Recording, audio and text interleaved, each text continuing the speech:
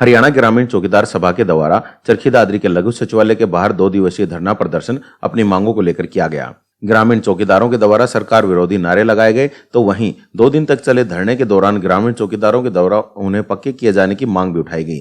साथ ही उन्होंने कहा कि जब तक ग्रामीण चौकीदारों को पक्का नहीं किया जाता, तब तक 7,000 की जगह 24,000 रुपए वेतन देने की मांग उठाई। ग्रामीण चौकीदारों के द्वारा अपनी मांगों का ज्ञापन चरखी दादरी प्रशासन के माध्यम से हरियाणा के उप मुख्यमंत्री दुष्यंत चौटाला को भेजा गया। चरखी दादरी प्रशासन की तरफ से नायब तहसीलदार अंकित के द्वारा ग्रामीण चौकीदारों का ज्ञापन लिया गया। ज्ञापन देने के बाद ग्रामीण चौकीदार सभा के राज्य कार्यकारी अध्यक्ष कलीराम ने बताया कि हरियाणा सरकार के द्वारा उनकी मांगों को लेकर कोई भी कार्रवाई आगे नहीं बढ़ाई गई है, जबकि अंबाला में उन्होंने प्रदर्शन करते हुए मांगों को हरियाणा के गृह मंत्री अनिल विज के सामने रखा था और उनके द्वारा आश्वासन दिया गया था कि उनकी मांगों पर जल्द विचार किया जाएगा, परंतु अभी तक उन पर कोई कार्य शुरू नहीं हुआ है, जिस वजह से अब पूरे हरियाणा भर में सभी जिला मुख्यालयों पर 2 दिन का प्रदर्शन हरियाणा ग्रामीण चौकीदार सभा के द्वारा किया गया है। साथ ही अपनी मांगों का ज्ञापन एक बार फिर सरकार को भेजा है। उन्होंने बताया कि उनके द्वारा एक बार फिर सरकार को कुछ समय दिया गया है और उसके बाद भी यदि उनकी मांगों पर विचार नहीं किया गया तो वह बड़े आंदोलन की भी तैयारी कर सकते हैं।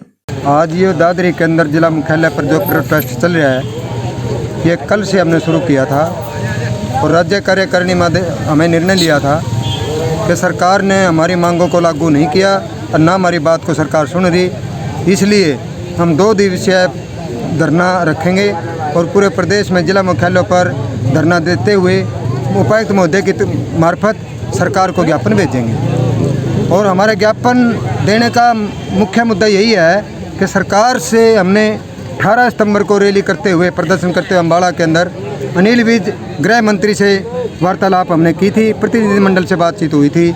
उन्होंने हमें आश्वासन दिया था कि आपकी मांगों का जल्द ही समाधान किया जाएगा, लेकिन अभी तक सरकार ने हमारी मांगों के बारे में कोई भी सुध नहीं ली है। दूसरा, सरकार हमें चौकीदार को ये भी कहती है कि सरकार के चौकीदार सरकार की आँख, नाक, कान है जो और एक रीढ़ की हड्डी भी है। जब सरकार चौकीदारों को, ग्रामीण चौकीदारों को इतनी तवज्जो देती है तो सरकार हमारे मेहनताने को क्यों नहीं बढ़ा रही? कम से कम हमें 24,000 वेतन दिया जाए। 7,000 रुपये वेतन में आज गुजारा नहीं हो पा रहा, आज महंगाई का दौर है। इसके साथ साथ जब तक चौकीदारों को पक्का नहीं किया जाता तब तक चौकीदारों को 24,000 रुपये वेतन दिया जाए। इसके साथ साथ चौकीदारों की सेवा मुक्ति के बाद उसके परिवार के सदस्य को ही रोजगार दिया जाए और उसकी सेवा मुक्ति पर उसको 5 लाख रुपए देते हुए सम्मानित पत्र भी दिया जाए। खाली पदों को भरा जाए और जहां भी बकाया मुनादी भत्ते का पड़ा है उसका भी भुगतान तुरंत किया जाए। सरकार ने 2 वर्ष पहले, लगभग 2 वर्ष होने को हैं, EPF के दायरे में चौकीदारों को जोड़ने की बात की थी, उसको भी अभी तक सरकार ने लागू नहीं किया। उसके साथ साथ ही सरकार ने चौकीदारों को गांव में मृत्यु इंदिराज का जो कार्य दिया था उसके बारे में सरकार ने अभी तक कोई ठोस कदम नहीं उठाया। वो भी काम आज सरकार की तरफ से अधूरा है, जबकि चौकीदार अपने एक कच्चे रजिस्टर पर दर्ज करने लग रहे हैं। और इसमें हमारी मांग ये भी है, कोविड-19 के तहत जब चौकीदारों ने काम दिया था, अपनी सेवा दी थी, क्यों न उन चौकीदारों को उनका मेहनताना जरूर दिया जाए।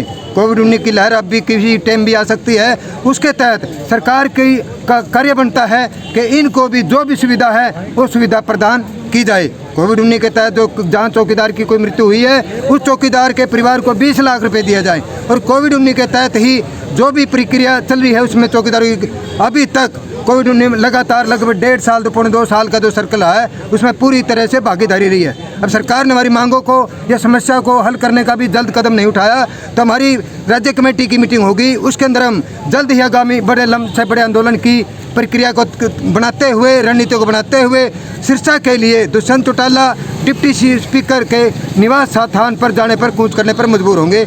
हरियाणा ग्राम चौकीदार सभा कार्यकारी अध्यक्ष कलीराम। अभी कितना समय आपने इस ज्ञापन के माध्यम से सरकार को दिया है? इस समय इस ज्ञापन के माध्यम से हम समय सिर्फ यही दे रहे हैं कि लगभग 20 दिन का हम समय दे रहे हैं। इसके बीच में हम कोई ना कोई कार्रवाई करेंगे, भावी आंदोलन की तैयारी होगी।